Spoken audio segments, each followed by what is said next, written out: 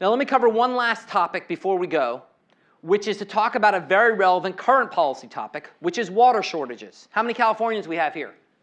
All right, you guys know about water shortages. Big drought in California.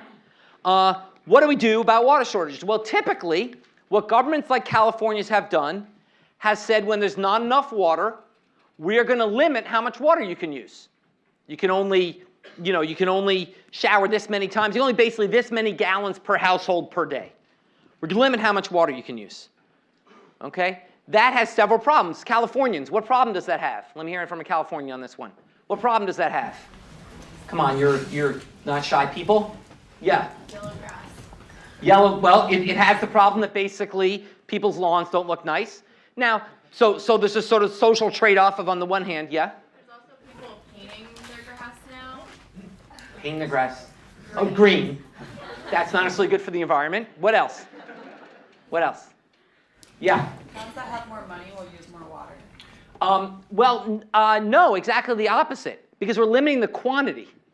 So we're basically saying that essentially you can only use a certain amount of water. So we're in some sense you've just jumped to what I think we should do. What should we do? We should have a system where when there's a drought, the price of water goes up.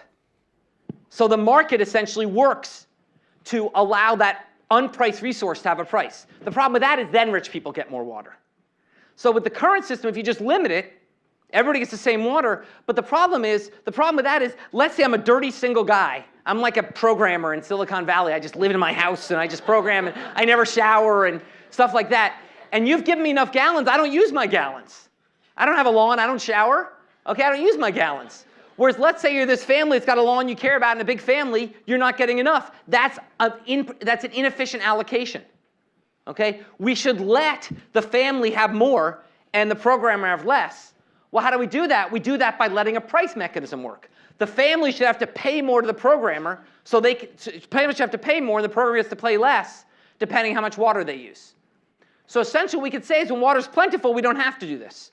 When water gets short, we can have a price-based mechanism.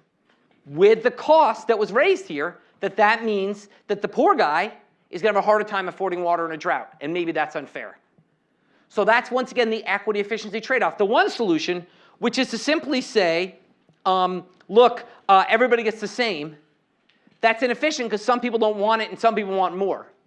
Okay? So that's inefficient.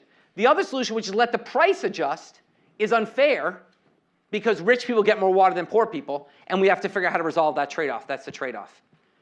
Now, another interesting, actually, California example comes up in the case of parking in San Francisco. How many San Franciscans we have here? Smaller number, just one? All right. Parking in San Francisco, okay, they have introduced what's called smart parking meters. Now, as the San Franciscan will know, and any resident of any major city will know, parking in a city is a pain in the ass. Okay, there's never enough spots. Okay, the reason there's never enough spots is because they're too cheap. Okay, basically you've got lots which cost a fortune. It's $40 to park for 2 hours in downtown Boston. Or if you find a spot, you can pay like $1 for an hour. It's crazy. Okay, there's not enough spots. So what San Francisco introduced was smart metering. How does this work?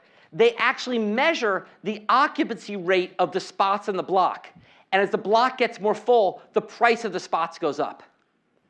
So if you've got a block which is empty, it's like $1 an hour. But if you're the last spot on the block, it's like $10 for an hour. Okay? So they actually make it so only the people who really, really need to park get to park there. They have an allocation mechanism which essentially says, look, this is now a scarce resource, so its price is going to be higher.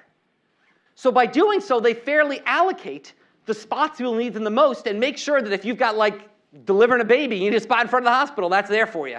Because he's going to pay a lot, but you don't care.